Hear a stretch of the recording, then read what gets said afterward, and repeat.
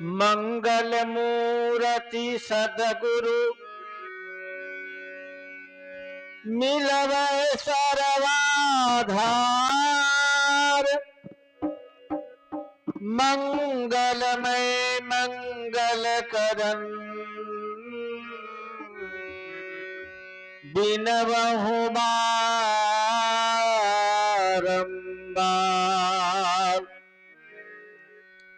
धन्य धन्य सदगुरु सुखद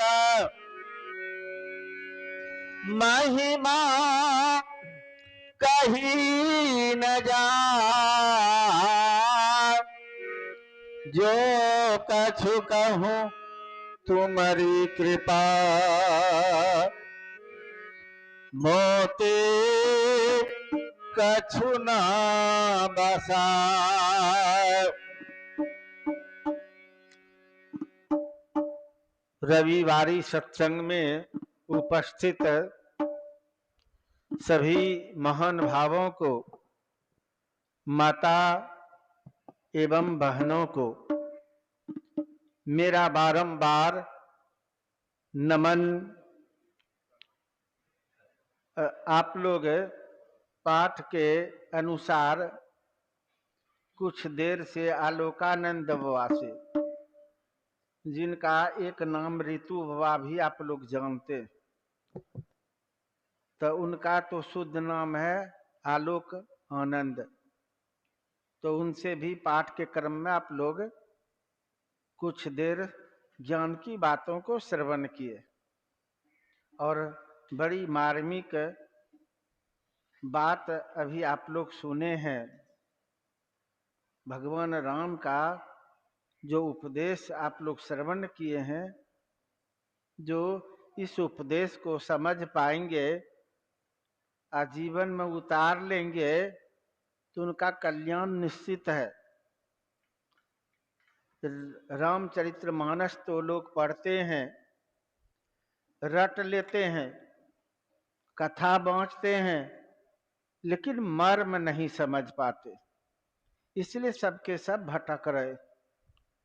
जो समझ जाएंगे, जीवन में उतार लेंगे, तो कल्याण ही कल्याण। आप लोगों को अभी तो पता ही है, बड़ा सत्संग हुआ है, विशाल आयोजन 18 और 19 मई जो पार कर चुके, सोमवार और मंगल को था। और उसमें बहुत संत महापुरुषों को हम बुलाए थे, आमंत्रित किए थे और आए भी थे। अगर वास्तव में आप लोग समझे होंगे संत मत को, तब तो बात समझ में आई होगी। अक्सर लोग आनंद के फेर में, बाहर के फेर में भाग दौड़ करते, और सबसे उत्तम बात आप लोग ये सुनिए कि अभी धरती पर संत मत से बड़ा कोई मत नहीं है। धरती पर मत मतंग तो बहुत है, लेकिन संत मत से बड़ा कोई मत नहीं है। और प्रचारक संत महापुरुष तो बहुत हैं, लेकिन जिस महान संत के छत्र छाया में आप लोग श्रद्धा विश्वास के साथ आते हैं, ऐसे महान संत से बढ़कर के कोई संत नहीं है। जो इनके वचन के अनुकूल चलते हैं, उनका तो कल्याण निश्चित है ही। जिनकी भक्ति पूर्ण हो जाती है, वो तो मोक्ष प्राप्त कर ही लेता है। लेकिन जो जुड़ गए हैं, केवल चरण पकड़ लिए हैं और भक्ति भी पूर्ण नहीं कर पाए, केवल श्रद्धा प्रेम रखते हैं, तो वो भी भटक नहीं सकते हैं। आज नहीं तो कल, नहीं तो परसों उनका उद्धार निश्चित है। तो आप लोग धन्य हैं जो ऐसे महान संत से श्रद्धा प्रेम रखते हैं। बहकाने वाले बहुत हुए धरती पर, बहने वाले बह गए, रहने वाले रह गए। बहुत बह गए और उलट पुलट बोल रहे हैं कि हम उसमें थे, हमको फायदा नहीं था, वो महामूर्ख था जो इस मत में रह करके उनको फायदा नहीं हुआ, और आसार मत में जाने के बाद वो दिखा रहा है कि हमको फायदा है। वो बह रहे हैं, बह गए, बह रहे हैं, और बहने आप लोगों को भी भसाने का प्रयास कर रहे। तो ऐसे लोगों से बचना चाहिए, भसने से बचना चाहिए। कील पकड़ के जो रहेगा वो काल के चक्की में नहीं पिसाएगा। माँ बहने जाता चक्की को समझते हैं, तो उसमें एक नीचे रहता, एक पलड़ा ऊपर रहता, और उसमें देते हैं पीसने के लिए गेहूं या चावल, कुछ भी दे देते हैं, और चक्की चलाते हैं तो सब पिसा जाता है, पिसा जाता है। लेकिन बचता है कौन? जो कील के समक्ष रहता, कील पकड़ के रहता है, वही बचता है। ये बात समझते हैं?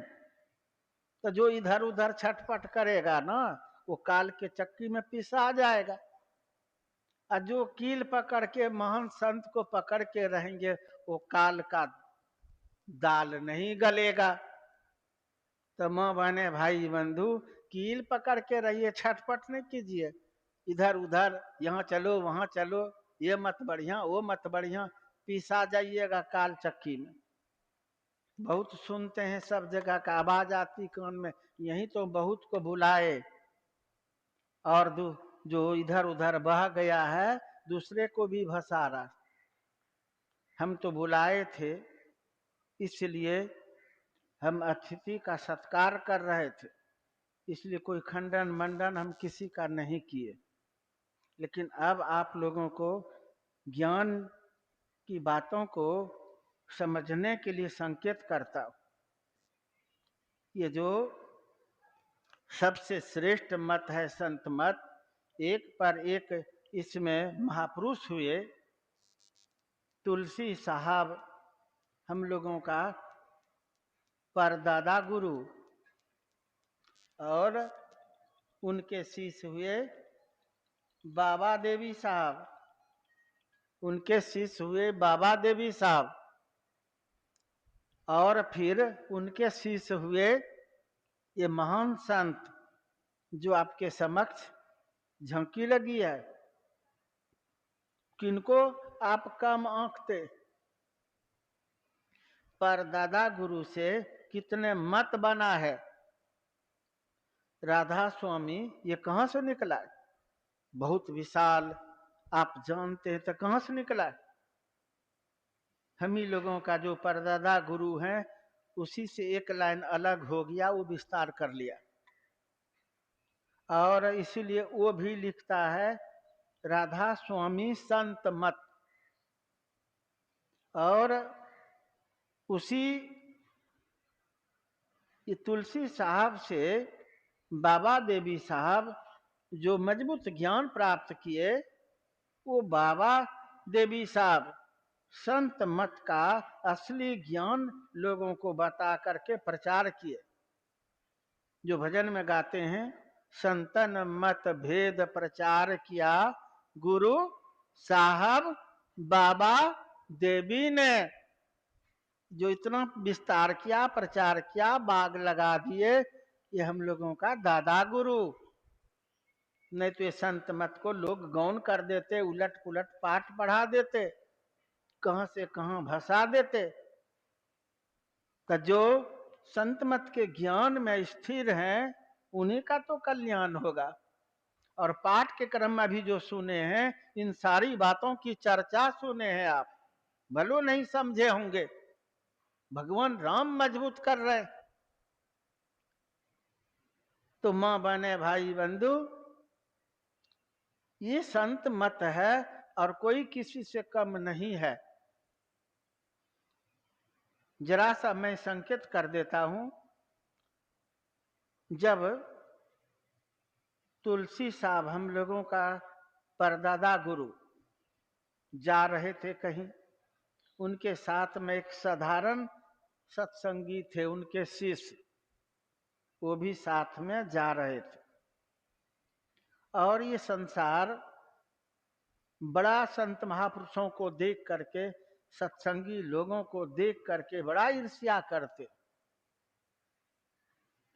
तो जा रहे थे तुलसी साहब, उनको देख करके एक व्यक्ति इतना गाली बकने लग गए, बेवजह का, लेना देना कुछ नहीं,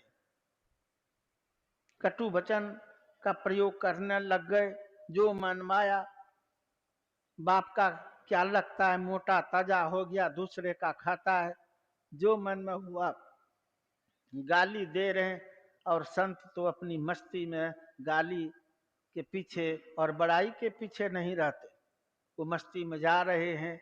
लेकिन उनके साथ में जो एक साधारण सत्संगी थे, गुरु को इस कदर गाली दे, कटु वचन बोले, बेवजह का, कुछ लेना देना नहीं है, उनको गुस्सा हो गया।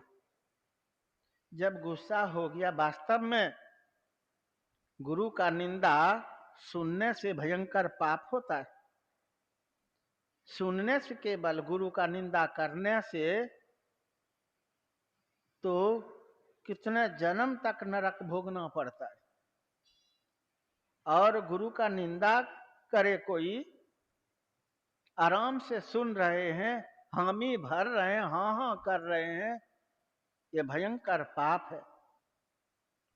गुरु का निंदा न तो करना चाहिए और न सुनना चाहिए। अगर आप में सामर्थ्य है तो ग्रंथ के अनुसार बोलता हूं, अगर सामर्थ्य है तो उनका जीभ पकड़ के खींच लेना चाहिए। अगर आप में सामर्थ्य नहीं है तो उसको नमन करके हट जाना चाहिए। जिसमें सामर्थ्य नहीं है, वो निंदा करने वाले मजबूत हैं, तो उनको धन्यवाद दे करके आप हट जाइए, वहां सुनिए मत, पाप नहीं लगेगा, सब पाप का भागीदार वो बनेगा। और आप में सामर्थ्य बल है तो उनका जीभ पकड़ के खींच लीजिए। और ज्ञान आप में भरा है तो ज्ञान से उनको पछाड़ करके डाउन कर दीजिए। ये नियम है, गुरु भक्तों के लिए ये नियम है। लेकिन आराम से सुनते, कोई कह रहा है तो कोई गम नहीं, सुन रहे, हाँ हाँ मिला रहे, ये आपकी भारी भूल है। अगर समझा कि उसको डाउन कर पाते हैं तो समझा कि उनको डाउन कर दीजिए। और अगर उससे भी वो नहीं मानता है तो कहावत है, रारंग हारंग पवित्रम, ढोल गमार शूद्र पशु नारी, ये सब हैं तारण के अधिकारी। व्याख्या करने का भी समय नहीं जो पूरा व्याख्या करे, रामचरितमानस की पंक्ति है। ऐसे गमार शूद्र वाणी से नहीं समझता है, तब तारण के अधिकारी हैं, वो ताड़ना के मारने पीटने से ही सीखेगा। वो आप में सामर्थ्य बल है तब तो उनको सबक सिखाइए, और नहीं है सामर्थ्य बल कमजोर है तो हट जाइए, सबसे उत्तम बात। तो वहां तुलसी साहब को गाली बक रहे हैं और एक साधारण सत्संगी उनके साथ में है।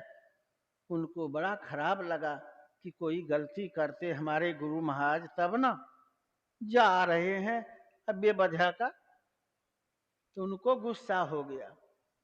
और गुरु के प्रति, अपने लिए नहीं, गुरु को ऐसा क्यों किया इसने।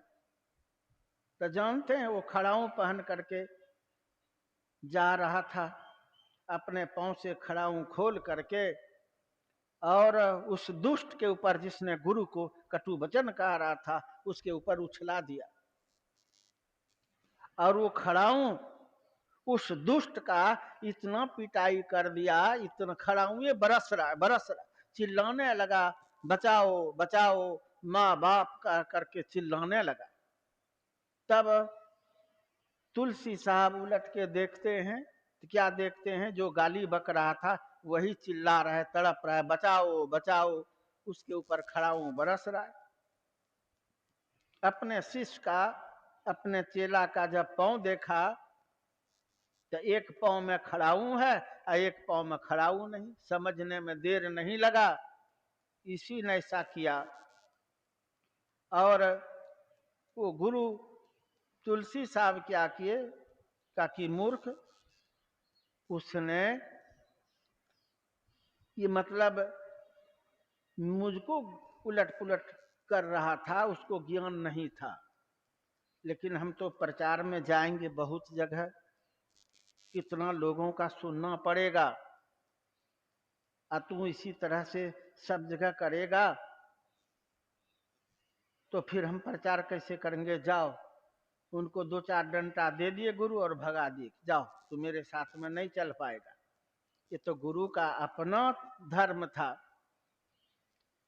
संत को कितनों कोई गाली देता है, रामचरितमानस में वर्णन है, संत हृदय नवनीत समाना, कहा कबिन पर कहीं न जाना। संत सरल चित जगत हित, जानी स्वभाव सनेव, बाल विनय सुनी करी कृपा, रामचरण रति देऊं। और भगवान राम कहते हैं 8वीं और 9वीं भक्ति में संत के विषय में कह रहे, उनका स्वभाव बता रहे। 9वीं भक्ति में कह रहे हैं कि जो पूर्ण हो जाते हैं वही न संत होंगे। तो नवम सरल सब छल छन हीना, मम भरोस ही हरसनो दीना। कोई गालियों देगा तो कोई गम नहीं, मुस्कुरा रहे हैं, बड़ाइयों कर रहा तो कोई गम नहीं। ये तो पूर्ण संत की बात। तो वो अपना नियम पालन करने के लिए कि हमको सब जगह जाना पड़ेगा, इसलिए तुम मेरे साथ में नहीं चल पाएगा, उनको हटा दिए। लेकिन शिष्य जो थे वो तो ठीक ही किया था। तो कहने का भाव था, ऐसे थे हमारे बाबा देवी साहब, उनका एक साधारण सत्संगी खड़ा उछला दिया तो खड़ाऊ पिटाई करने लगा। अब इसी से समझ सकते हैं कि बाबा तुलसी साहब कितने कितने समर्थवान होंगे। उनके एक शिष्य खड़ा उछला दिया तो खड़ाऊ मरम्मत कर दिया। और बाबा देवी साहब उनके शिष्य, आप लोग जानते होंगे बाबा देवी साहब के विषय में, कि बाबा देवी साहब का सत्संग हो रहा था। कोई जिक्र थोड़ा सा यहाँ भी सत्संग में किया था। बाबा देवी साहब का सत्संग हो रहा था और कोई क्षेत्र में गुजर गया था, उसको ला करके वहां सोच रहा था कि बगल में हम जलाएंगे, स्मशान घाट पड़ता था। बाबा देवी साहब मना किए कि रोको, अभी सत्संग होने दो, सत्संग के बाद जलाएगा। जाकर के कोई कहा कि अभी रुक जाओ, बाबा देवी साहब का प्रवचन चल रहा है, हल्ला गुल्ला कीजिएगा आप लोग, धुआं धक्कड़ होगा, तो कुछ देर के बाद जलाइएगा, सत्संग के बाद। क्या उत्तर दिया? कहा कि वो तो निकम्मा है, उसको तो कोई काम धाम है नहीं, सत्संग करेगा, कब तक करेगा? हम लोगों को घर में काम धाम नहीं है, यहाँ बैठे रहेंगे, वो अपना सत्संग करे, हम लोग अपना इधर दाह संस्कार करेंगे, हम लोग नहीं मानेंगे। चीता लगा के चीता पर वो मरा हुआ व्यक्ति को सबको रख दिया था। अब उस चीता में आग लगाते, दौड़ करके आके कहते महाराज, बाबा देवी साहब, महाराज वो नहीं मानता, वो लोग नहीं मानता है। तो उनके पास में वो लाठी रखते थे और काला वस्त्र उनका था। ये फोटो देखें बाबा देवी साहब का, उनका काला वस्त्र, कोई भी देखेगा तो डर जाएगा, बच्चा देखेगा तो डर जाएगा। अब बड़ा भी वो तेजी से जो दौड़ा ना कि आग न दे दे चिता में, हाथ में लाठी लेके तो चलवे करते थे। दौड़ा, हाथ में लाठी है। अब बाबा देवी साहब दौड़ने लग गए तो जितने सत्संगी से सब पीछे मुड़ के दौड़ने लग गए। अब उनको देख करके जानते हैं, जितने थे कटियारी लोग चिता में भी आग लगाते, डर के मारे सब भाग गए। वो लोग तो भाग ही गए, लेकिन चिता पर जो मुर्दा थे ना, वो हो जीवित होके उठ पुट के भाग गए बाबा देवी साहब के तेज से। आप समझ सकते हैं, बाबा देवी साहब के तेज से वो मुर्दा भी डर से जीवित होकर के भाग गए। गुरु महाराज की बात ही क्या है, कितने आप लोग चमत्कारी घटना एक पर एक सुनते रहते। तो ऐसे संत मत में आप लोग हैं। और बाबा देवी साहब का, तुलसी साहब का, गुरु महाराज का और इनके जो अग्रगण शिष्य हुए, सबका एक ही ज्ञान हुआ है कि बाहर भटको मत, अंतर मार्गी बनो, अर्थात साधना करो, ध्यान करो। हमारे गुरु महाराज भी पदावली में कह दिए, निज तन में खोज सज्जन बाहर न खोजना, अपने ही घट में हरि है अपने में खोजना।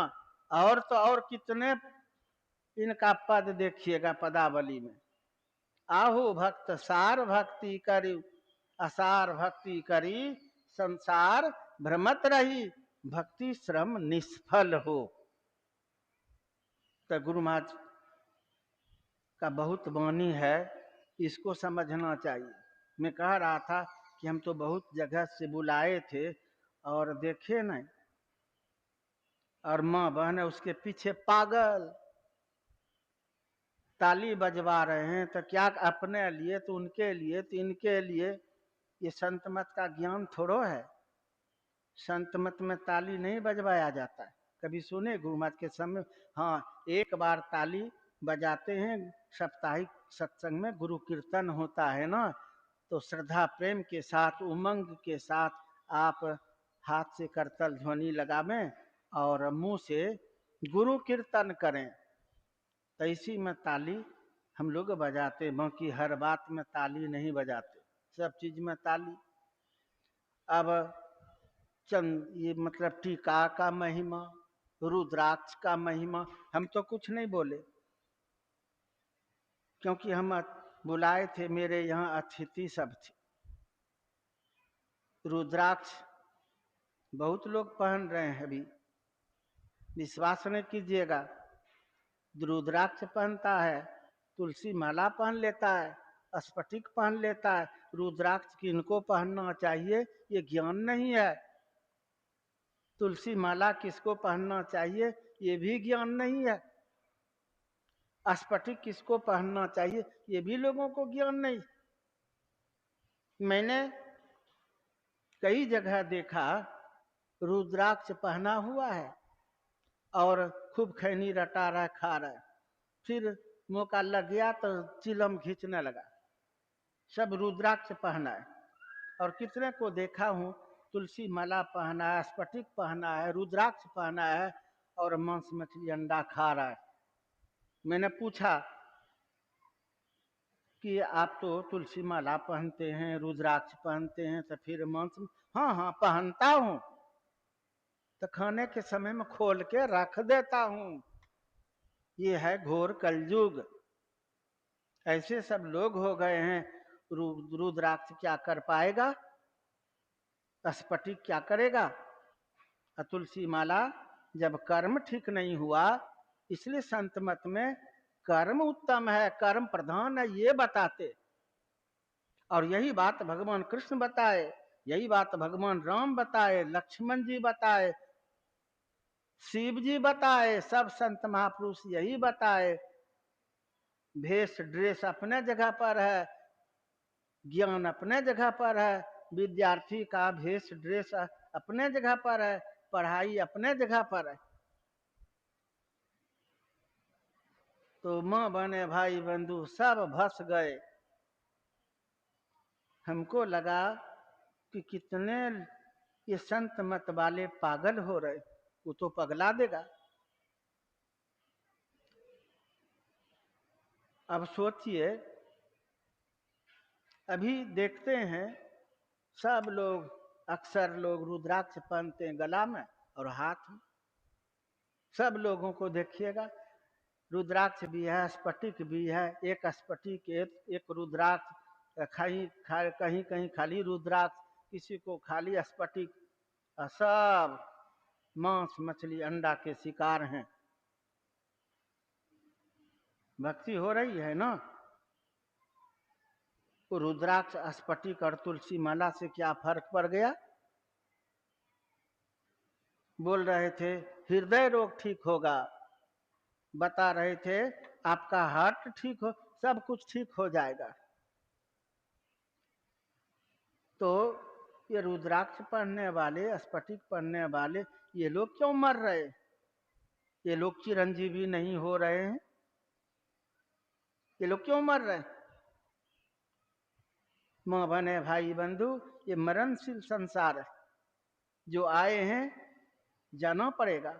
ऑल मैन मस्ट डाई, सभी लोग अवश्य मरेंगे। मौत ध्रुव निश्चित है। जिसका जब नंबर लगता है उनको जाना पड़ता है। सबका आयु फिक्स है। ऐसा कोई मत समझिए कि हम नहीं मरेंगे, चंदन लगा लेंगे और रुद्राक्ष पहन लेंगे, स्फटिक तो रोगे नहीं होगा। सबको जाना पड़ता है। भगवान यहाँ आए, यहाँ का विधान है तो भगवान भी गए। एक एक संत महापुरुष आए जो प्रकृति को नाच नचा के दिखाए, वो भी गए। अब तो हम ही लोगों का बारी है ना। हम लोगों को भी तो जाना पड़ेगा। रुद्राक्ष कैसे बचा देगा? बचना चाहते तभी जो पाठ के क्रम में आप लोग सुने हैं लंका कांड से, उसको समझिए। क्या सुन रहे थे? कवच अभेद विप्र गुरु पूजा, यही सम विजय उपाय नहीं दूजा। जिनके पास में वो कवच क्या है? रुद्राक्ष की स्फटिक की तुलसी माला, वो बचा देगा आपको, कर्म बचाएगा। यह कह रहे हैं भगवान राम। और कोई कहे तो कहे कुवच, कुवच मतलब शरीर जब युद्ध के मैदान में युद्ध करने वाले कवच पहन के जाते हैं तो उसमें बाण लगता है, कुछ भी लगता है, वो बचाता है। कवच पहनने का यही मकसद है। और सब तो महारथी महाभारत में कवच पहन पहन करके संसार से विदा हो गए ना? हुए कि नहीं? महाभारत देखे, सीरियल पढ़िए, सब तो कवच पहने थे। सब विदा हो गए। कवच पहनने से क्या होगा? जिधर धर्म है उधर ही जीत होगी। पांडव की जीत हुई क्योंकि उनके पक्ष में धर्म था। और अभी धर्म में रथ के संबंध में सुन रहे थे। जिसके पास में ये रथ होगा उसको कौन हरा सकेगा? कौरव के पास में धर्म नहीं था, रावण के पास में धर्म नहीं था, भगवान राम लक्ष्मण बंदर भालू को कवच नहीं था। लेकिन जीत किन की हुई? पांडव लोगों के पास में उस तरह का व्यवस्था नहीं था, लेकिन जीत किन की हुई? ये बात समझना पड़ेगा ना। जिनका रक्षक भगवान हो, जिनका रक्षक गुरु हो, उनको छेदने वाला तीनों लोक में कौन हो सकता है? कवच अभेद विप्र गुरु पूजा, यही सम विजय उपाय नहीं दूजा। आइए मैं इसे महान संत की वाणी को आप लोगों को सेवा में रखता हूं। ऐसे तो पदावली में बहुत ज्ञान दिए हैं पद के माध्यम से, और सत्संग योग में भी। गुरु हरि चरण में प्रीति हो, युग काल क्या करे, ये पदावली की बात। और रामायण की बात भगवान राम आप लोगों को बता दिए हैं। अंतर कुछ नहीं है, चाहे पदावली से समझिए या रामायण से समझिए। इसलिए मैं पहले कह दिया कि संत मत से बड़ा मत धरती पर नहीं है। लोग भटका रहे हैं लेकिन संत मत स्थिर करते। संत मत स्थिर करता और लोग भटका देता।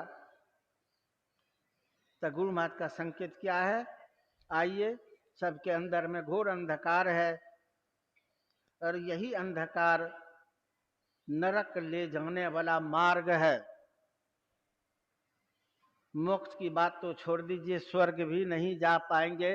अंधकार में रह करके शरीर का त्याग करेंगे। रुद्राक्ष नहीं बचा पाएगा और तिलक कुछ नहीं बचा पाएगा। अगर अंधकार में रह करके शरीर का त्याग कर दिए तो नरक जाना पड़ेगा। इसलिए रुद्राक्ष, स्फटिक, तुलसी और तिलक मत लगाइए, अंतःकरण में प्रकाश भर लीजिए, शब्द को पकड़ लीजिए। कोई युग में आपका कोई बाल बका नहीं कर पाएगा, काल क्या महाकाल भी आपका बाल बका नहीं कर पाएगा, नहीं तो जमदूत और जमराज पकड़ पकड़ के ले जाएंगे, कर्म फल भोगवाएंगे। गुरु महाराज की वाणी पर गौर करें।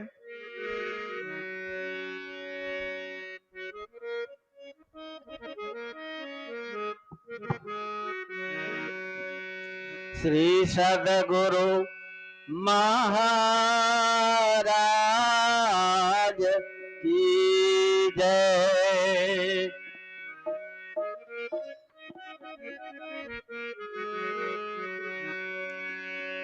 घटवा घोर रे अंधारी, श्रुति आंधरी भई। घटवा घोर रे अंधारी, श्रुति आंधरी भई। घटवा घोर रे अंधारी, श्रुति आंधरी भई।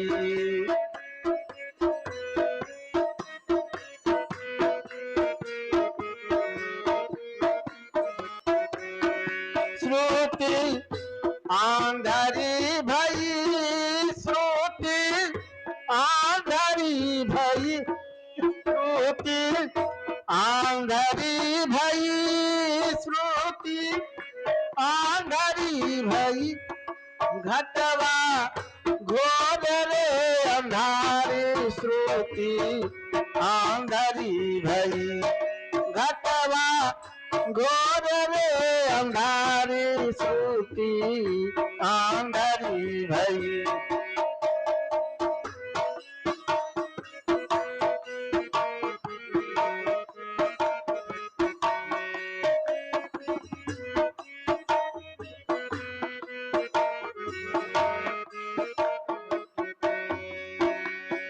सुधि बुद्धि भागी तम गुण लागी, गुरु ने सुधि दई।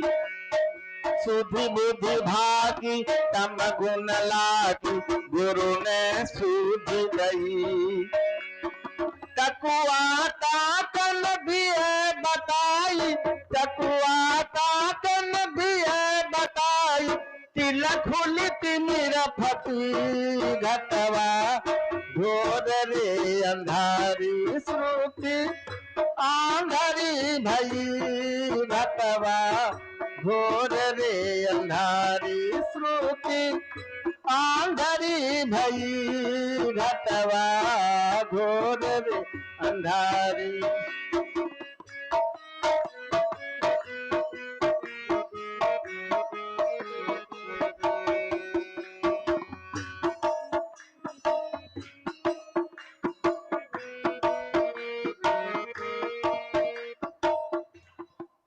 हेलो हेलो, आवाज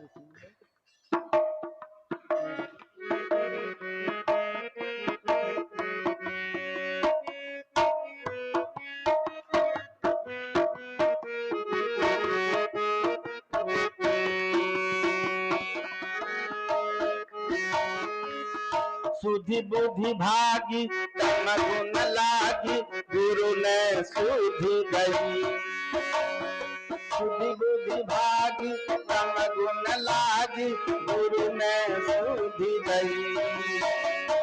कटुआ ताकन भी है बताई, कटुआ ताकन भी है बताई, तिलक खुली तिमिर फटी। घटवा घोर रे अंधारी, श्रुति आंधरी भई। घटवा घोर रे अंधारी, श्रुति आंधरी भई। घटवा घोर रे अंधारी।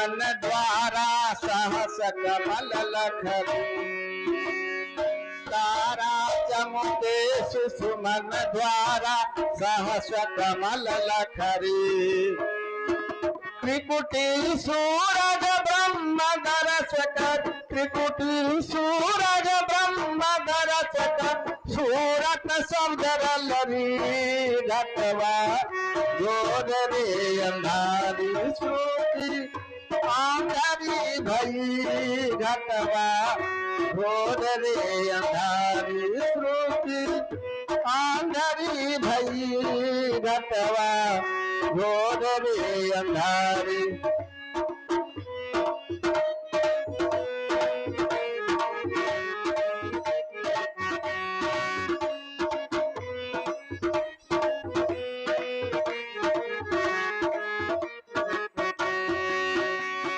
सतगुरु साहब प्रभु को नायब भेद प्रचार करी सतगुरु साहब प्रभु को नायब भेद प्रचार करी प्रभु के निर्मल भेद प्रचार प्रभु के निर्मल भेद प्रचार में ही शरण धरी घटवा घोर रे अंधारी श्रुति आंधारी भई घटवा घोर रे अंधारी श्रुति आंधारी भई घटवा घोर रे अंधारी श्रुति आंधारी भई घटवा घोर रे अंधारी श्रुति आंधारी भई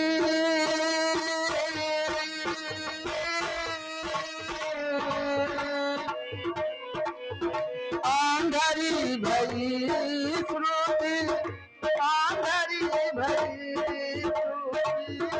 आंधारी भई श्रुति आंधारी भई घटवा घोर रे अंधारी श्रुति आंधारी भई घटवा घोर रे अंधारी श्रुति आंधारी भई घटवा घोर रे अंधारी श्रुति आंधारी भई घटवा घोर रे अंधारी श्रुति आंधारी भई। घट का अर्थ होता है भीतर। सबके भीतर में घोर अंधकार है, यही अज्ञानता का जड़ है। हम सबसे श्रेष्ठ हैं मनुष्य, लेकिन अज्ञानतावश समझ में बात नहीं आ रही है। सोचता है कि मनुष्य शरीर पाए, खाओ पियो मौज करो और विषय सुख लो। इसके लिए शरीर नहीं है। विषय का चटनी तो सब शरीर में चाटे हैं। और आलोकानंद वा से सुन रहे थे कि अगर देवी देवता भी बन जाएंगे तब भी विषय वहां भी परेशान करते। देखते न, स्वर्ग से पेट नहीं भरता है। स्वर्ग का मालिक ही इंद्र। सती साध्वी नारी माँ अहिल्या का सतीत्व लूट लिए भेष बदल के। किनके किनके विषय में बोलेंगे, विशेष नहीं, थोड़ा सा संकेत कर दिए। रामचरितमानस में वर्णन है, इसलिए जरा सा हम जिक्र कर दिए।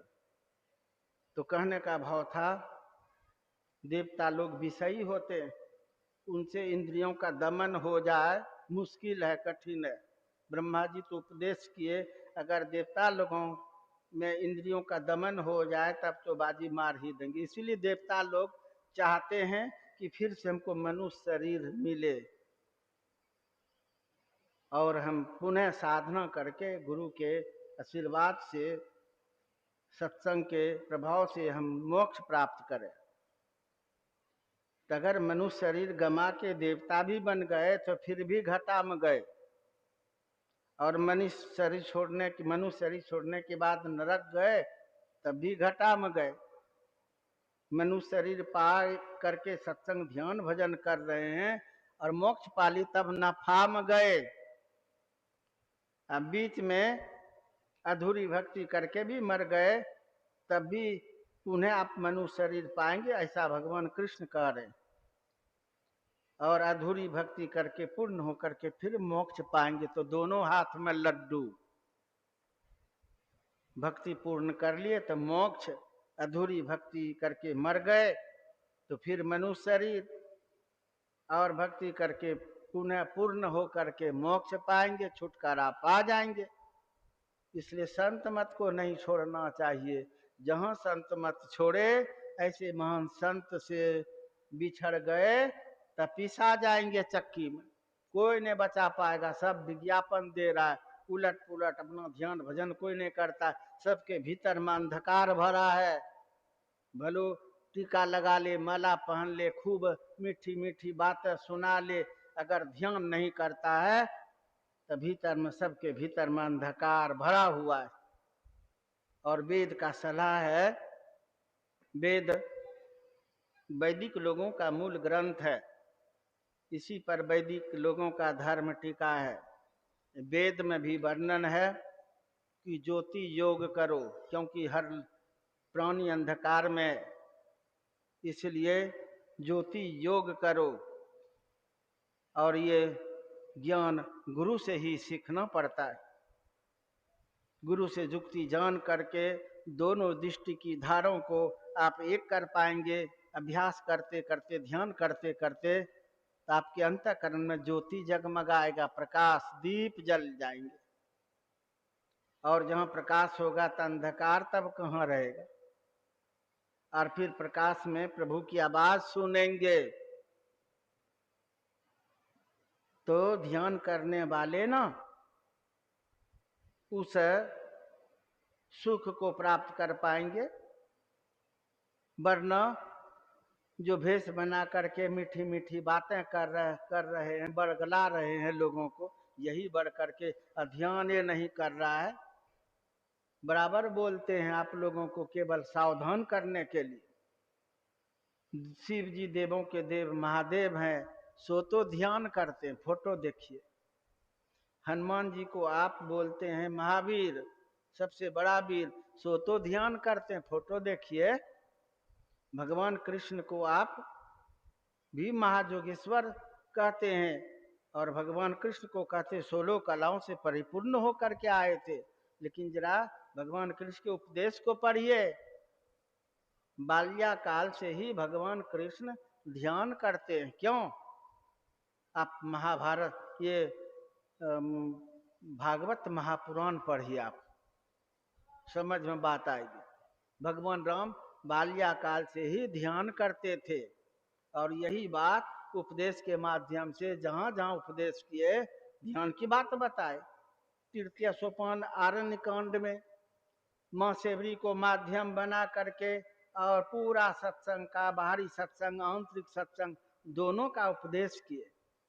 विभीषण को अभी माध्यम बना करके ध्यान का ही उपदेश किए। उत्तरकांड में सारे मानव जाति को उपदेश किए हैं, तो ध्यान की ही बात बताए।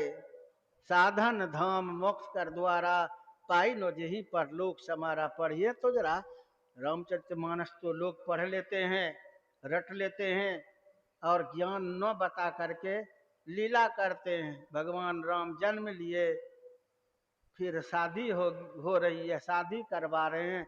भगवान कृष्ण जन्म लिए, छठी मना रहे हैं, शादी करवा, ये सब में उलझा देते हैं। जो ज्ञान बताए भगवान कृष्ण, भगवान राम, शिव जी, उसको तो लोग समझ ही नहीं पा रहे हैं। उसको समझने के लिए ही संत मत है, दूसरा कोई मत नहीं है। संत मत से ही आप समझ पाएंगे और ग्रंथ में मिलान कर पाएंगे, और ध्यान करके, प्रैक्टिकल करके आप जान सकेंगे। दूसरा कोई मत है नहीं। इसलिए मैं बारंबार कह रहा हूं कि संत मत से बड़ा कोई मत नहीं है। हर ग्रंथ से आप मिलान करेंगे, ये संत मत को आप दुरुस्त पाएंगे। लेकिन वो बहा जाते हैं आप लोग, तो अपना भी, वो तो भसाने वाला नरक जाएगा ही, और भसने वाले भी नरक चले जाएंगे।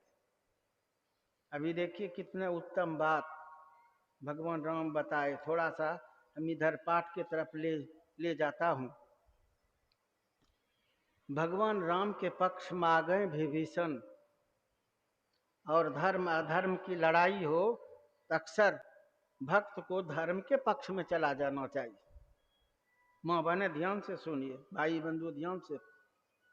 धर्म अधर्म की लड़ाई हो तो धर्म के पक्ष में चला जाना चाहिए। जो अधर्म के पक्ष में रहेगा वो अधर्मी के साथ में वो भी नाश होगा, उनकी कीर्ति मिट जाएगी। और ये मानव शरीर जो पाए थे कोई काम का नहीं, क्योंकि आप तो भक्ति भजन नहीं कर पाए और ऊपर से अधर्मी का साथ दिए। इसलिए जब भी हो धर्म के पक्ष में रहना चाहिए। रावण का भाई था विभीषण, तो सब जानते हैं ना। रावण का भाई था, समझाए रावण को, खूब समझाए, लात मार दिया, क्या नहीं किया विभीषण का अपमान। फिर भी सह करके चरण पकड़ लिए विभीषण कि भैया समझने का प्रयास कीजिए, आप किनसे बैर कर रहे। भगवान राम का दुहाई दे रहे हैं, बड़ाई कर रहे हैं, और लात मार के चल मूर्ख हट यहां से, जिनका तू बड़ाई कर रहा है उसी के पास में चला जा। जब देखा कोई उपाय नहीं, इतना अपमान सह करके भी, और भाई का शुभचिंतक बन करके हाथ जोड़ करके कह रहे हैं भैया अभी मौका है, संभलिए। संभलेगा कोई शैतान? समझेगा? विभीषण समझा, ये दुर्योधन समझा, कितने समझाए सबके सब, किनका अपमान नहीं किया। दुर्योधन चाचा था और धर्म का साक्षात अवतार था विदुर जी, इतना अपमान किया है। और भर्ती सभा में कहा कि जिस तरह से मौन होकर के बैठे दादा भीष्म, कृपाचार्य, द्रोणाचार्य, कर्ण, उसी तरह से चुपचाप बैठिए। वो लोग अधर्म को सह रहे थे, देख रहे थे, बर्दाश्त कर रहे, सब एक पर एक महारथी थे, लेकिन फिर भी उनका अन्न खाता हूं, इसलिए मन उधर लगाता। लेकिन ये तो धर्मराज साक्षात, ये मतलब ये कैसे मानते, समझाए तो कहा कि जैसे चुपचाप बैठे हैं ना उसी तरह से बैठे, नहीं तो अभी निकल जाइए मेरे सभा से। जबकि बाप का राज है, अभी तो ये राजा बना भी नहीं है। धृतराष्ट्र बेटा को देखिए पावर हिम्मत, जबकि चाचा है। इतना अपमान किया, बहुत अपमान किया। उस युद्ध में वही भाग नहीं लिए थे, समझा के थक गए, बाकी सब उसके पक्ष में रह गए। उनका एक भाई भी दुर्योधन का एक भाई मन में ठान लिया कि अधर्म के पक्ष में नहीं रहना चाहिए, वो उधर चला गया था। 100 भाई में एक भाई उधरे चला गया था, पांडव के पक्ष में। वो समझता था कि धर्म उधर है, इधर अधर्म है। और बाकी दादा भीष्म का क्या हाल हुआ जानते हैं? जब दादा भीष्म बाणशैया पर सोए हुए हैं, पूरा कर्रा रहे हैं, पीड़ा है, छलनी हो गया है, तो माँ गंगा वहां पर आती है, प्रकट होती है। माँ को देख करके वो नमन किया। माँ गंगा का ही पुत्र था भीष्म, ये तो जानते हैं ना आप लोग। दादा भीष्म माँ गंगा का ही पुत्र था। तो माँ गंगा वहां पर आई, पुत्र का अंतिम अवस्था है, तो माँ वहां पर आई है। दादा भीष्म अपनी माँ से कह रहा है कि माँ तू तो सबका पाप धोती हो, तो मेरा पाप क्यों नहीं धो दी जो हमको इतना पीड़ा सहन करना पड़ रहा है। मेरा जो कर्म था उसका फल हमको भोगना पड़ रहा है। तू तो सबका पाप धोती है, तू तो मेरी माँ है, तो हमारा पाप क्यों नहीं धो दी? तो माँ गंगा क्या उत्तर दी?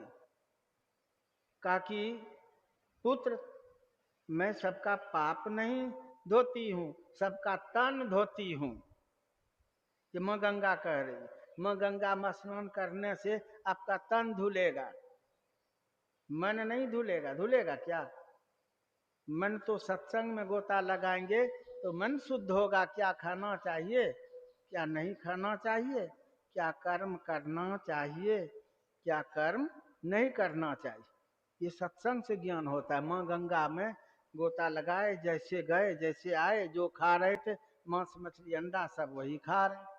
तो माँ गंगा तो कह रही, और ये तो वर्णन है महाभारत में। कहते कि हम पुत्र, मैं सबका पाप नहीं धोती हूँ, लोगों के मन में बात बैठी है, मैं सबका तन धोती हूँ, तन को शुद्ध करती हूँ। और तू समर्थवान था, तुझ में इतनी शक्ति थी, तू समझता था धर्म अधर्म को, तो धर्म को छोड़ करके अधर्मी के पक्ष से क्यों युद्ध किया? तब भोगेगा नहीं। मां कह रही, कहाँ कह रहे कि तुम मतलब ठीक किए हो? कहते पुत्र, तुमको धर्म के पक्ष में रहना चाहिए था, तो उधर छोड़ करके अधर्म की तरफ से तू युद्ध किया, तब भोगेगा नहीं। हम क्या करें? माँ गंगा वहां से चली गई है। कर्म प्रधान है माँ बने भाई बंधु, जिनका उत्तम कर्म होगा उत्तम फल उन्हीं को मिलेगा। जिनका कर्म गड़बड़ होगा उस दूषित कर्म का फल उन्हें भोगना पड़े। ये तो विधान है यहाँ का। तो कहने का यहाँ भाव था कि जो भी ग्रंथ पढ़ते हैं सपने देखते, इसलिए धर्म को नहीं छोड़ना चाहिए। अब भगवान राम यही समझा रहे हैं। युधिष्ठिर तो छोड़ दिए उनको, तो ये युधिष्ठिर कहते हैं विभीषण। विभीषण रावण का साथ छोड़ दिया, भाई रहने पर क्या होगा, समझाए नहीं, मानते हैं, उनको धक्का दे दिए। तो विभीषण वहां छोड़ करके प्रभु राम के पक्ष में आ गए। अब युद्ध होने वाला है। युद्ध के मैदान में एक तरफ रावण है और दूसरे तरफ पर प्रभु राम है। विभीषण भगवान राम के पक्ष में है, भक्त भी हैं, और देखते हैं प्रभु राम के पास में युद्ध करने के लिए कोई सामग्री नहीं, रथ भी नहीं है, हाथी घोड़ा कुछ नहीं है, औजार भी नहीं है।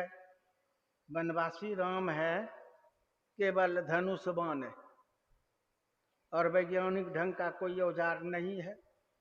यही ना, वो तो धनुष बाण भी साथ शायद नहीं ले जाते, बन जा रहे हैं हिंसक सब जानवर से बचाव करने के लिए धनुष बाण अपने पास में लिए थे। और क्या है इनके पास में युद्ध करने के लिए? फौज भी नहीं है, बंदर भालू है। यही ना, इनका साथ दिए हैं बंदर भालू। केवल दो भाई हैं, भगवान राम और लक्ष्मण, और कुछ बंदर भालू साथ दिए हैं। और उनके पक्ष में कितने हैं महारथी, एक पर एक मायावी सब हैं। तो विभीषण को चिंता सता रही है कि प्रभु राम ऐसे महाशत्रु, बलवान शत्रु से कैसे युद्ध करेंगे और कैसे उस पर विजय प्राप्त करेंगे। सो विभीषण प्रभु राम से कहते कि प्रभु आप कैसे युद्ध करेंगे, कैसे विजय प्राप्त करेंगे? न आपके पास में औजार है, न फरसा है, न तलवार है, न हाथी है, न घोड़ा है, न रथ है। अब भगवान राम समझ गए कि जो अधीर हो जाएंगे वो कभी किसी क्षेत्र में विजयी नहीं हो पाएंगे। जिनका अंतःकरण मजबूत होगा उन्हीं की जीत होगी। हमारे पक्ष में घबरा रहे हैं, युद्ध ये करेंगे कैसे? मजबूत करने के लिए प्रभु राम कह रहे हैं, सुनो मति धीर सखे, मति देने वाले सखे, सुनो, जिस हाथी घोड़ा का, रथ का और औजार का वर्णन कर रहा है, उससे जीत नहीं होती है, क्योंकि रावण के पास में धर्म नहीं है, वो अधर्म के रथ पर बैठे हैं, इसलिए उनकी जीत नहीं होगी। मेरे पास में शत्रु को जीतने के लिए अजय रथ, धर्म रथ है, और उसी का वर्णन किए, सौरज धीरज तेई रथ चाका, सत्य शील दृढ़ ध्वजा पताका, अभी खूब सुने हैं। सौरज, सुरता और धीरता ये रथ के चक्का हैं, और जिसमें यही नहीं हो तो किस क्षेत्र में विजयी होंगे? एक राज्य पर पड़ोसी राजा चढ़ाई कर दिया, वो मजबूत राजा था, और उसके पास में बहुत फौज। जिस राज पर चढ़ाई किया वो छोटा सा राज था, उनके पास में एक टुकड़ी फौज है, चढ़ाई कर दिया, आसानी से कैसे ये छोड़ के भाग जाते। इनके फौज जो भी थे सब घबरा रहे हैं, सब घबरा रहे हैं, क्योंकि कम है, उधर विशाल सेना है दुश्मन के पक्ष में, ये घबरा रहे, सब डर रहे, थर थर कांप रहे।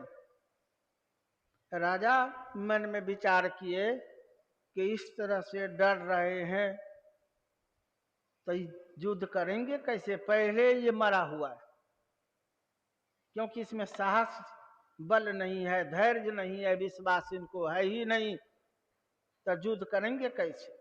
तब क्या बोलते हो राजा? कहते तुम लोग मूर्ख हो, अरे मेरे पास भगवान की शक्ति है, मेरे पास दैविक शक्ति है, फौज बेसी रहने से क्या होगा, हम लोगों की जीत होगी। मार्ग में बॉर्डर पर जा रहे थे युद्ध करने के लिए, कम फौज लेकर के, सब घबरा भागने के लिए सोच रहे। तो राजा समझा रहे अपने फौज को, और कहा कि मेरे पास में तो भगवान की शक्ति, मेरे पास में दैविक शक्ति है, चलो मंदिर है बगल में, चलो वहां से हम लोग मतलब प्रार्थना करके निकलेंगे, और तब हम लोग जीत लेंगे, कम रहने दो, उधर बेसी रहने दो।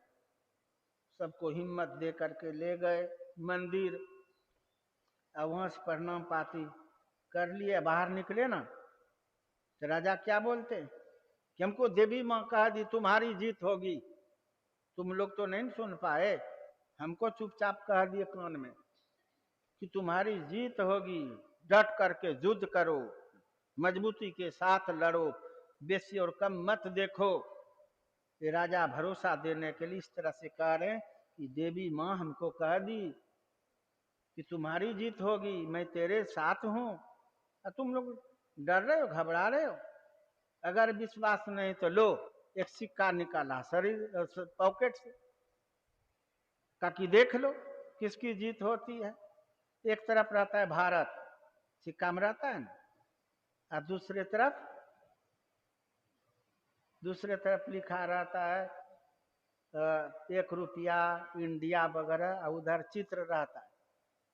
तो कहा कि देखो अगर हम लोगों की जीत होगी तो ये भारत वाला ऊपर आएगा, हार होगी तो नीचे हो जाएगा, तो हम लोग भाग जाएंगे।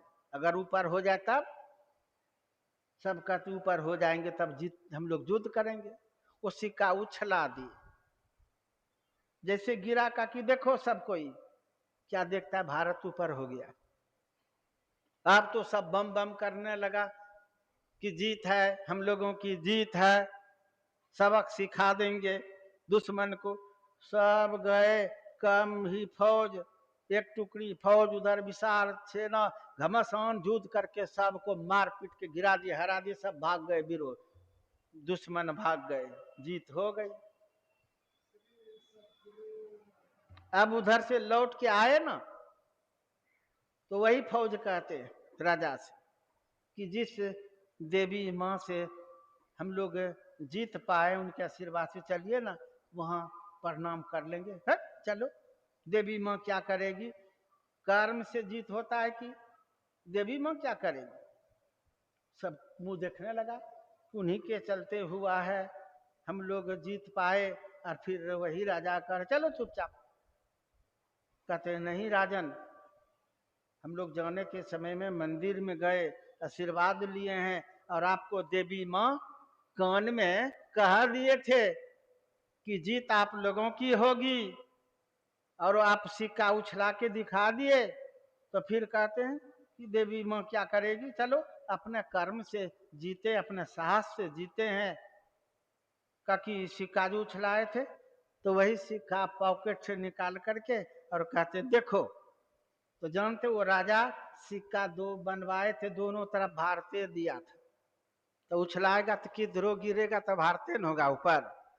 मजबूत करने के लिए, साहस देने के लिए कहा कि देख मूर्ख, दोनों तरफ भारत है, उछलाएंगे तो भारतीय ऊपर होगा। ये तो तुम लोगों को ये मजबूती करने के लिए, साहस दिलाने के लिए सिक्का उछलाया था, और देवी पर ये कह करके, विश्वास दिला करके युद्ध करवाया था। जीत हुई ना। तो जिसमें धैर्य हो, ध्यान पर बैठते, ध्यान का ही सब बात है, उपदेश की है। आप ध्यान पर बैठते, 2-4-5 मिनट में उठ के भाग जाते हो, नहीं मन लगता है ध्यान, जपे नहीं बनता है, तो ध्याने नहीं बनता है, उठ के चल देते। क्या करें, ध्यान बनबे नहीं करता तो बैठ के क्या करें, क्योंकि धैर्य खो दिए। कहावत है, धरे चूत तो निकले सूत। पहले बैठने का हिम्मत हो, 1 घंटा, 1.25 घंटा, 2 घंटा, जितना बैठ पाते हैं पहले बैठना चाहिए। तब मन जप करते करते शांत होता है। और मन तो शैतान है, सबका मन इधर उधर भाग उछल फांद करता ही है। हाट बाजार, बाल बच्चे, नाती पोता, क्या क्या, नैहरा ससुराल, कहाँ भाग जाएगा तुरंत। तो प्रतिहार में रहना चाहिए, मन लौटा लौटा करके जप में लगाइए। जब जप करते हैं और उस समय में मन भागता है, तो बारंबार जप पर लौटा लौटा करके लाइए, उठ के भागिए नहीं।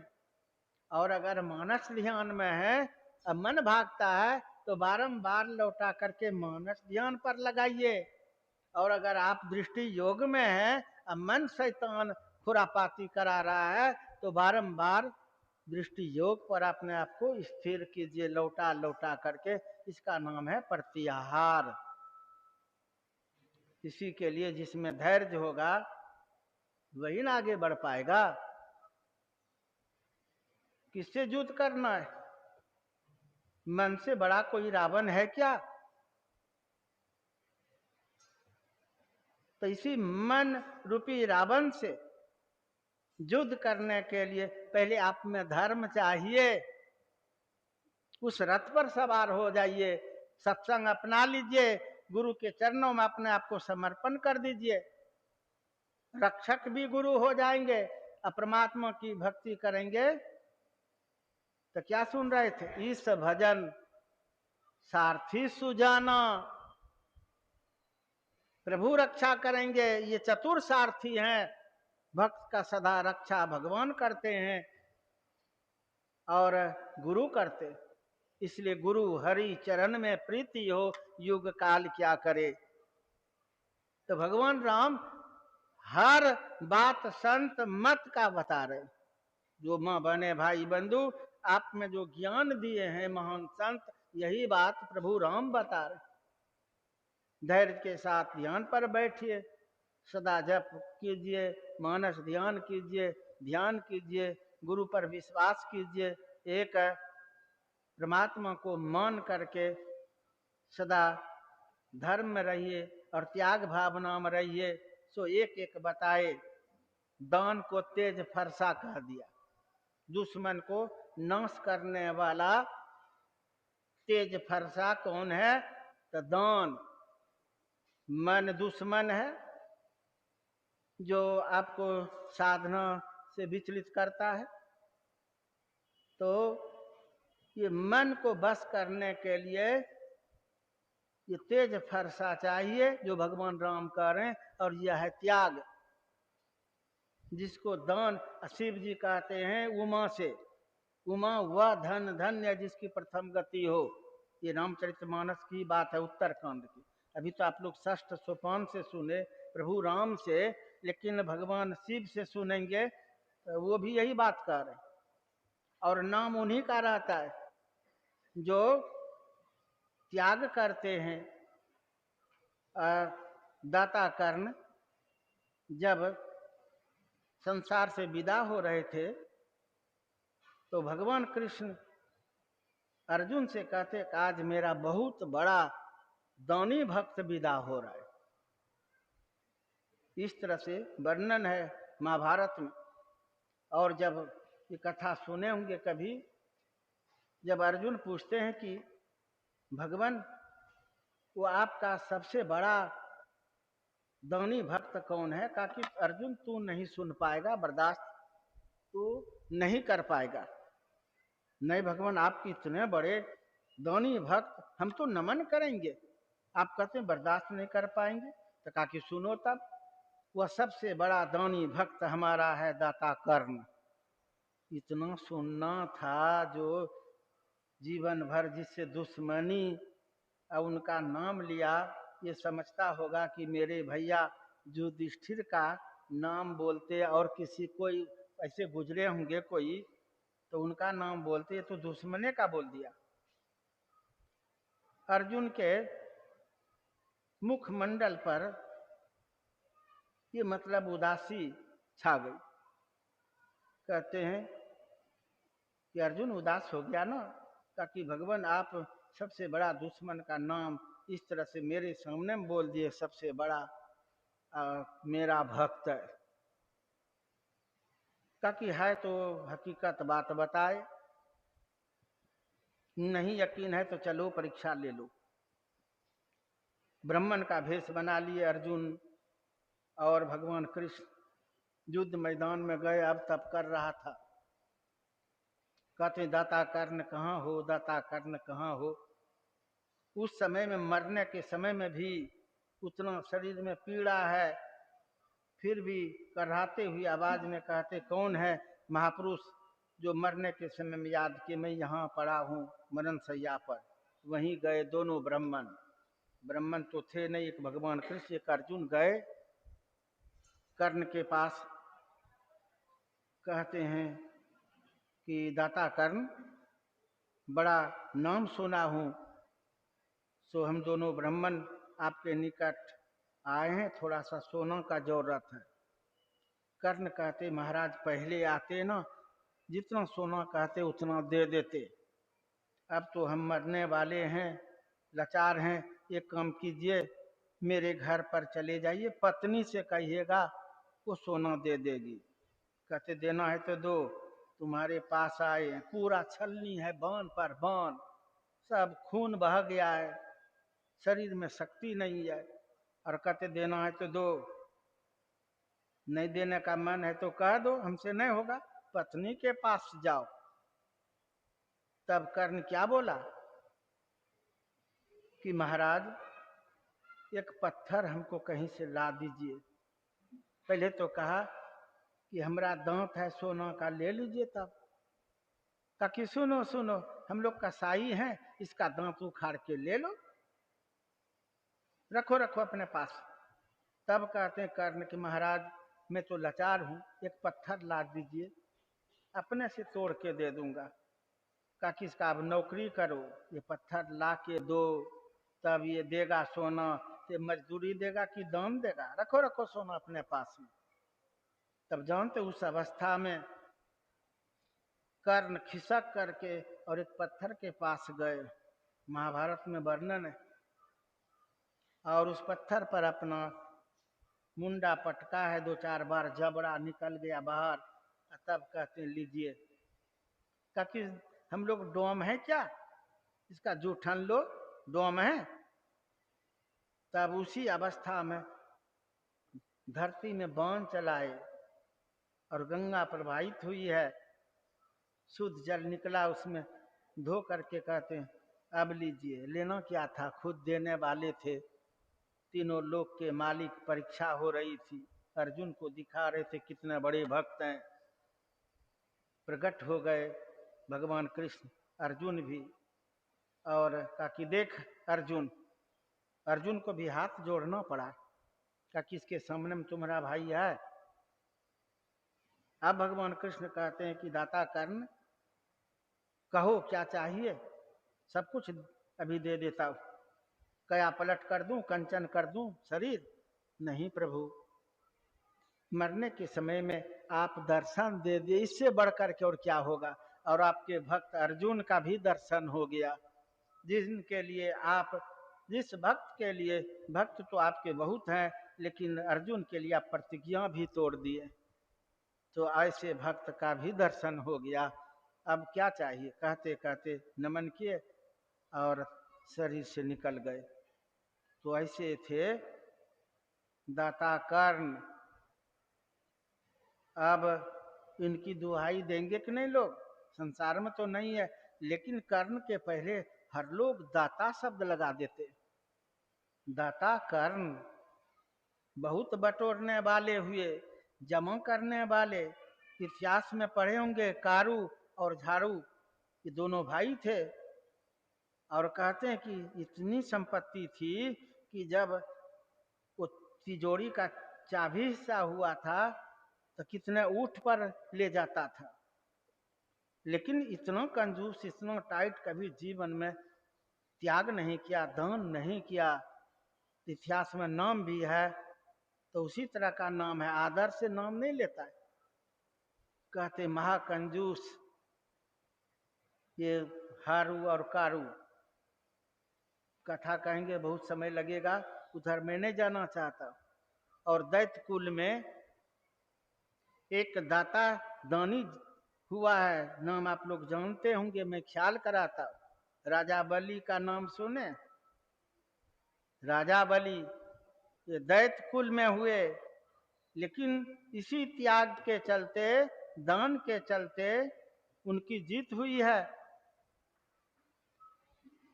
भगवान विष्णु 52 अवतार लेकर के, एक बौना बन करके और वहां गए थे। उनके गुरु बता दिए थे कि तुमको छल करने के लिए भगवान विष्णु आ रहे, संभल के।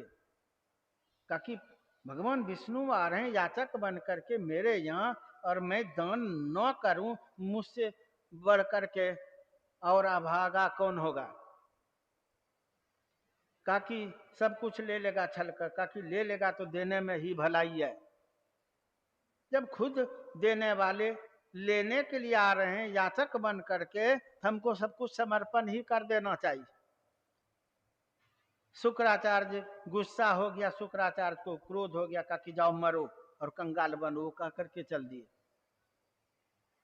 आ गए तो यज्ञ संपन्न हुआ था राजा बलि का, उसी में सबको दान दे रहे थे, तो मौका मिल गया। और वही शुक्राचार्य जी उनको सावधान भी किए, लेकिन फिर भी पीछे नहीं हटे। आपको तो कोई ये मतलब कान भर देगा विरोधी लोग, तो आप हट जाएंगे, आपका धर्म समाप्त कर देगा, आप रुक जाएंगे, वचन दे करके गिर जाएंगे। वचन देते हैं कुछ और कर देंगे कुछ। लेकिन उनका तो गुरुए समझा दिए कि छलने के लिए आ रहे हैं, छलिया विष्णु सब कुछ छल लेंगे। कहा कि जो देने वाले हैं वो याचक बन करके मेरे दरवाजे पर आ जाए तो देने में ही अच्छा है। मेरे जैसे कौन भाग्यशाली होगा जो भगवान को सब कुछ समर्पण कर दे। और आ गए, कहा कि कहिए महाराज, ब्राह्मण का भेष बना के आए। कहा कि महाराज कहिए क्या चाहिए। कहा कि हमको कुछ नहीं चाहिए, बस 3 पग धरती, 3 पग धरती चाहिए। कहा कि महाराज अभी तो हम सब कुछ दे सकते हैं, जो कहिएगा वो दे देंगे। कहा कि नहीं, बेसी क्या करेंगे, इस संसार में लोग खाली आते हैं खाली जाते हैं, क्षणभंगुर जीवन है, बेसी लेकर करेंगे क्या। 3 पग धरती सोने के लिए, मरने पर भी 3 पग धरती का जरूरत होता है, तो 3 पग केवल धरती हमको चाहिए। तो बारंबार राजा बलि कह रहे हैं कि नहीं महाराज, अभी जो कहिए वो दे देंगे, बार बार आप 3 पग ही बोलते। ताकि हमको बेसी लोभ लालच है ही नहीं, 3 पग ही चाहिए। तो कहा कि ठीक है, तब ले लीजिए। कहा कि पहले संकल्प करो। संकल्प कराते हैं, इसका मूल मकसद है कि पीछे नहीं हटे। संकल्प कर लेगा तो उससे पीछे नहीं हटेगा। इसलिए ब्राह्मण लोग पहले संकल्प कराता है, तब दान दक्षिणा ले करवाता, त्याग करवाता है, पहले संकल्प करवाता है। तो हम लोग तो कोई संकल्प कराते नहीं।